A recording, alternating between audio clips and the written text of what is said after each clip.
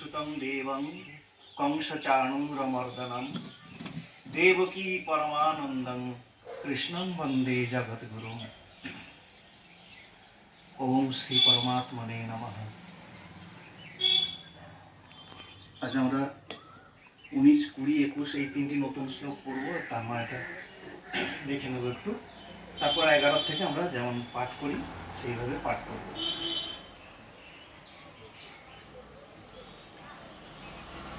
19 নম্বর শ্লোকে বলা হচ্ছে ययेनं वेत्ति हन्तारं यश्चैनं मन्यते हतं उभौ तौ न विजानीतो नायं हन्ति न हन्यते। ज মানে যিনি, এনং মানে এনাকে, মানে আত্মাকে, আত্মাকে। এখানে আত্মাকে নিয়েই এখন অনেকক্ষণ এই কথা চলবে। ভগবান অর্জুনকে এই আত্মা সম্পর্কেই বলে যাচ্ছেন।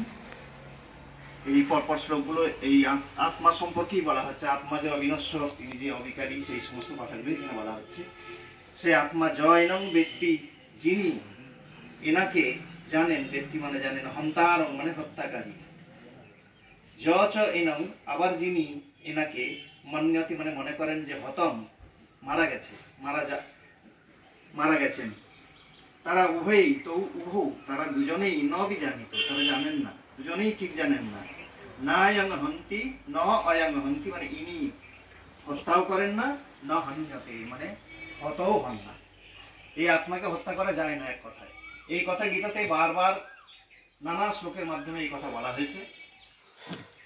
তাহলে জয়নং ব্যক্তি হন্তারং যশ্চৈনং মন্যতে হতং উভৌ তৌ ন বিজানীত নায়ং হন্তি ন হন্যতে।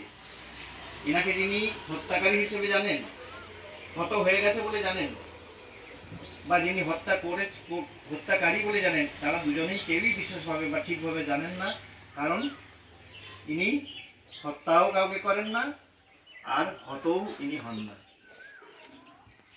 তাহলে যেটা হয় সেটা হচ্ছে শরীরটা, যেটা জড় পদার্থ এবং অবিনাশী যে আত্মা আমাদের দেহে আছেন, যার থাকার ফলেই আমাদের এই জড় দেহটি ক্রিয়াশীল থাকে, সেই তিনি কিন্তু কোনোভাবেই বিকারগ্রস্ত হন না। এই দেহটি নষ্ট হয়, যেমন শিশু থেকে যৌবন হয়, যৌবন থেকে প্রৌঢ়ত্ব, তারপরে বার্ধক্য এবং মৃত্যু, দেহান্তর, সেই রকম।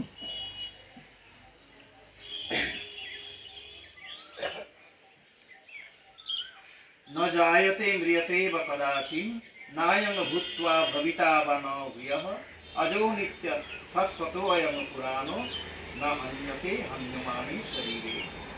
এই শ্লোকে বলছেন এই একই কথা। ন জায়তে, এই আত্মা জন্মান না, ন ম্রিয়তে মারাও যান না কখনো, বা কদাচিৎ বা মানে জন্মানো না অথবা মারাও যান না। ন জায়তে বা ম্রিয়তে কদাচিৎ কখনোই এই আত্মা মারাও যান না, আবার নতুন করে জন্মানো না। নায়ং ভূত্বা ভবিতা বা ন ভূয়ঃ, ভূয় মানে পুনরায়, না ন অয়ং ভূত্বা ইনি নতুনভাবে জন্মগ্রহণ করেন না, আবার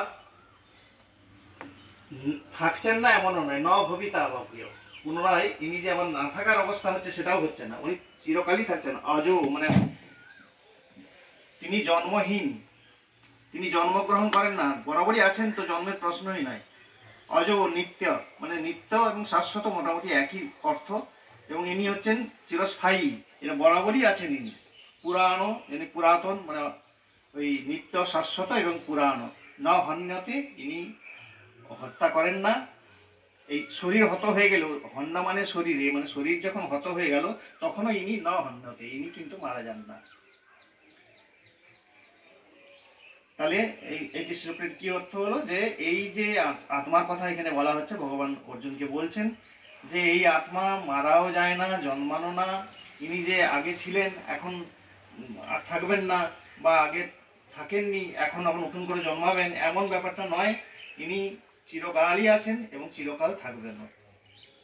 এই আত্মা কখনো জন্মান না বা মরেনও না, এবং এর অস্তিত্ব উৎপত্তি সাপেক্ষ নয়, কারণ ইনি জন্মরহিত, নিত্য, সনাতন এবং পুরাতন। শরীর বিনষ্ট হলেও ইনি হত হন না।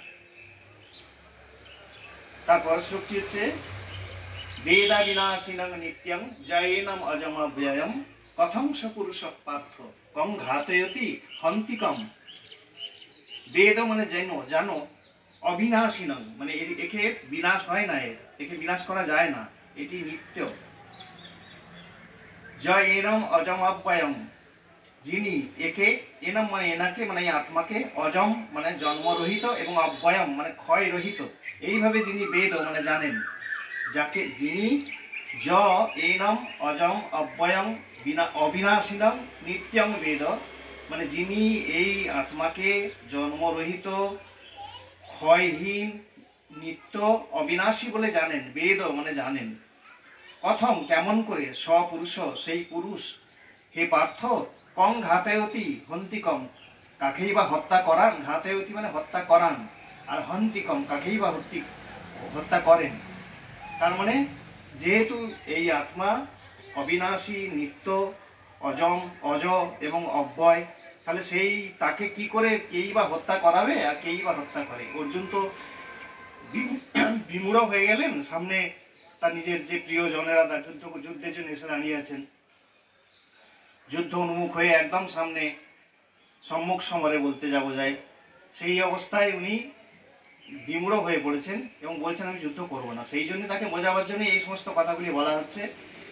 এই কথা গীতাতে বারবারই আসবে যে আত্মা অবিনশ্বর, এর মৃত্যু নাই, যেটা মৃত্যু আছে সেটা হলো আমাদের এই জড়দেহ, এবং আমরা এই জড়দেহকেই আমি বলে মনে করি, এবং সেইটি আমাদের সমস্ত দুঃখের মূল, সেইটাই গীতায় বারবার বলা হচ্ছে।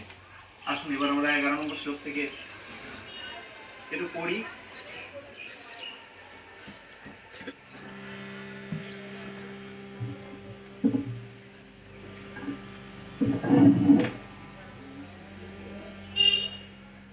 अथ द्वितीयो अध्यायः अथ